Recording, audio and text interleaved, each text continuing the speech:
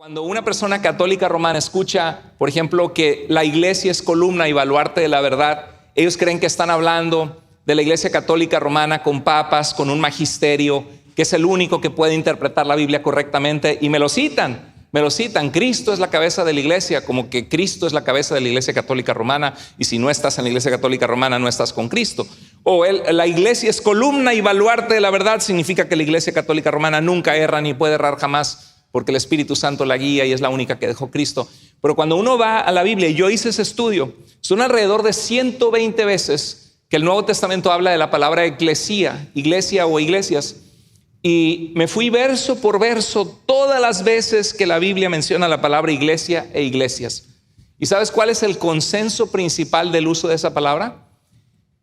Se refiere a las personas, a ti y a mí, a las personas que han confiado en Jesús y que han sido apartadas para ser de Dios al ser salvas en Cristo.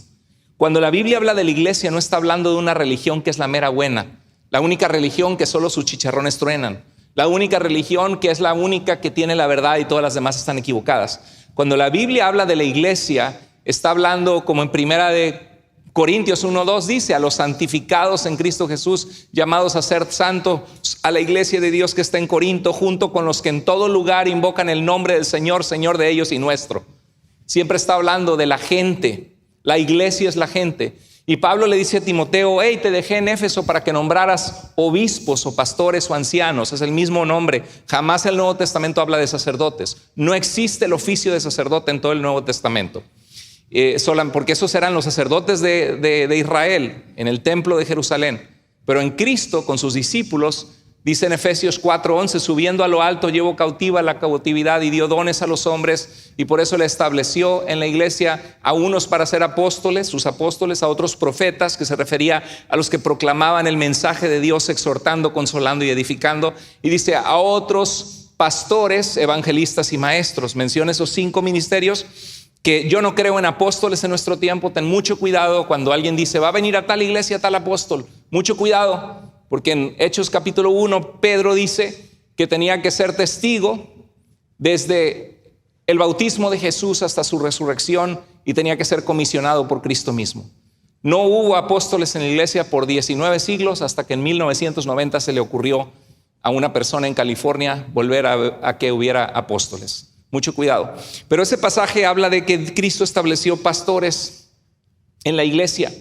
Y Pablo había dejado a Timoteo en Éfeso para nombrar obispos o pastores. Y dice que sea casado, marido de una sola mujer, que sus hijos anden en orden, porque si no sabe cuidar de su propia familia, ¿cómo cuidará de la iglesia de Dios?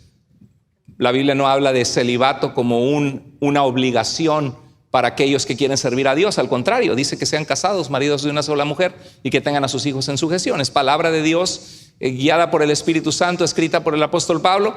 Así que es en ese contexto donde Pablo le dice a Timoteo, hey, es importante que encuentres gente apta, que sirve a Dios, que son irreprensibles, los que sirven, los diáconos que ayudan en la iglesia también. Cuida que estas cosas se den, que no sea un nuevo cristiano el que pones a liderar para que no caiga en el pecado que cayó el diablo de creerse mucho, que no caiga en lazo del diablo, que tenga buen testimonio para los de afuera. Y dice, y ahí es donde dice, porque la iglesia es columna, la iglesia del Dios vivo, y estaba hablando de la gente, entre las cuales Dios iba a encontrar, Timoteo iba a encontrar líderes aptos, porque la iglesia del Dios vivo es columna y baluarte de la verdad. O sea, la iglesia que recibe la enseñanza de los apóstoles, que persevera en la palabra de Dios y en lo que hemos sido enseñados, somos llamados a sostener la verdad de la palabra de Dios, y cuando veamos falsa doctrina, rechazarla. Ese es el contexto de lo que está hablando. Pero algunos agarran ese pasaje y dicen, la iglesia es columna y baluarte de la verdad, debe referirse a la iglesia católica romana. Claro, para nada, no es el contexto. Y eso es algo que la mayoría de las sectas y falsas doctrinas fallan, que no saben leer la Biblia en su contexto, no saben entender un mensaje, porque el texto nunca significa lo que nunca significó. Significa lo que significó para el autor inspirado por Dios que escribió ese libro o esa carta dirigida a su audiencia original en aquel entonces, Y para eso tú tienes que leer qué dice antes, qué dice después, de qué trata ese libro, y ahí ubicas el mensaje. Y eso lo enseño en mi clase de hermenéutica, de cómo interpretar la Biblia.